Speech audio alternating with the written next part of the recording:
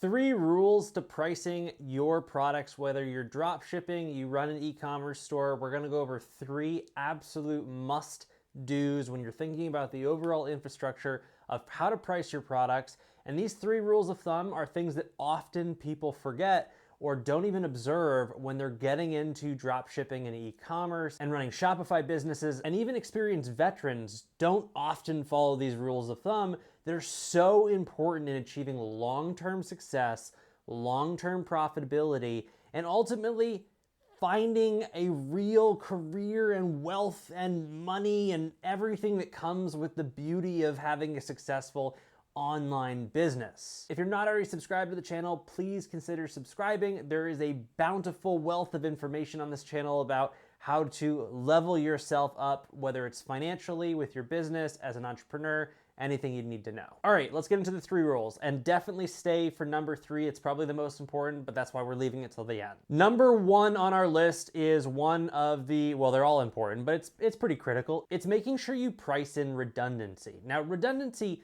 isn't actually probably the right terminology for this, but this is the typical term used in business when you're building in fat, let's say, for everything that could go wrong within your process, and you're building in just enough fat where you're not necessarily recouping all of what could go wrong in every single purchase. You're recouping a piece of that, a very small piece, and you're hoping that over a certain amount of sales, you'll build up the fat to then cover all the negatives that can happen in your business. If you're doing e-commerce or any kind of Shopify or drop shipping operation, this could be bad quality, damage during shipping, just missing packages where they don't go to your customer, things like that, or when a customer might try to even scam you and you just lose the battle with PayPal regardless of what happens. That's gonna happen. And as you do more volume, it's gonna happen more often. It happens actually more than you'd think. I'd say for every couple hundred packages I send, I for sure have a problem. Even with some products, it's even more because they get damaged during shipping or the address. It's just UPS just doesn't get it there. And I don't always win battles with UPS or USPS or FedEx or DHL or whatever happens. So what I have to do is on all of my product sales, I have to price in a very small portion of extra fat that it covers all those mess ups, let's say, or returns. You know, the best one is returns. What people forget is that when somebody buys your product, let's say you're using Shopify, you pay the fees for the credit card transaction. If you then refund the product because something changes or the customer changes their mind or something like that, they get all their money back, but you still have paid the transaction fee. Might sound small, but when you add 3-4% every single transaction, it adds up. And if you sell products like me that are in the thousands of dollars, that could be $30, $40, $50, $60, $70 a pop just for a refund. I'm just losing, you know, I for sure, last week, I think I had a day where I lost like $210 because I had to refund 3 customers just in a day.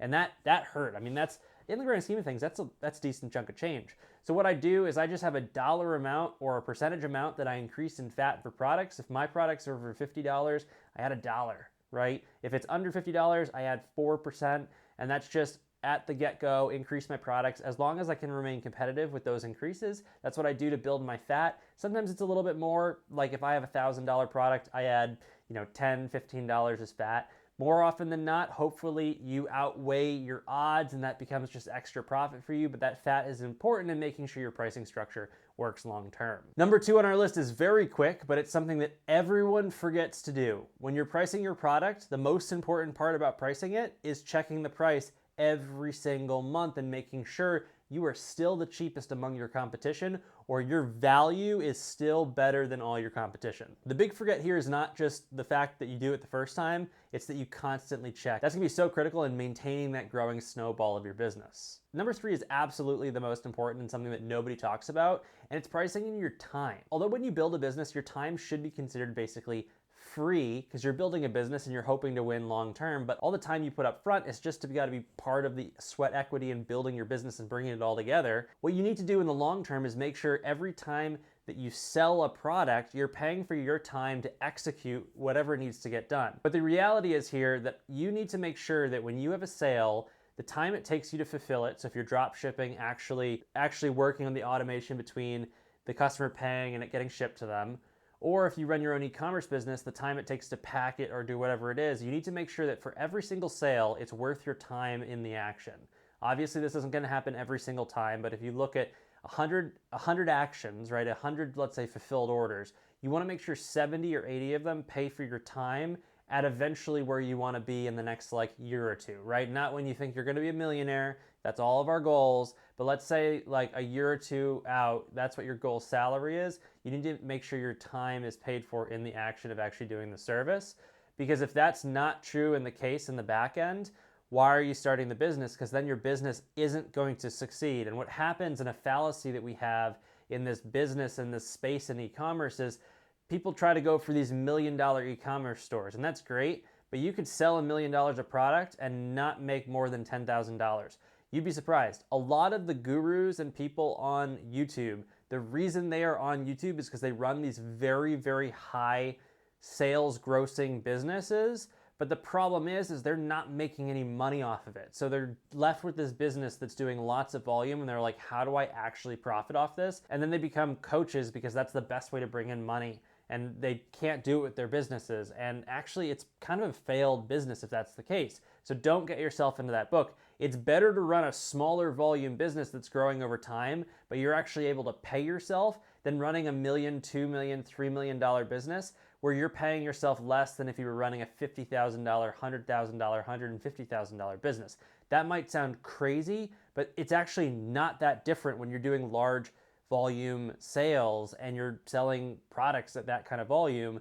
Those numbers are very, very much similar. If one of my e-commerce stores did 150K a year, that sounds crazy, right? It sounds like that's so little of a number.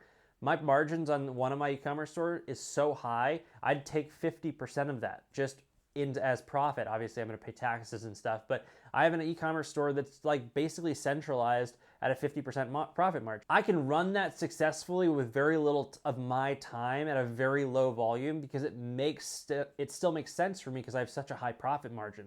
The point that I'm making here is don't get into a business that won't pay you eventually, and it's important to understand what you're getting paid every single time you make a sale. It doesn't have to be $30 a sale, right? If the sale only takes you 4 minutes to fulfill, you just need to make sure your 4 minutes at your goal hourly rate is then paid for, just so you know it makes sense what you're doing on a daily basis.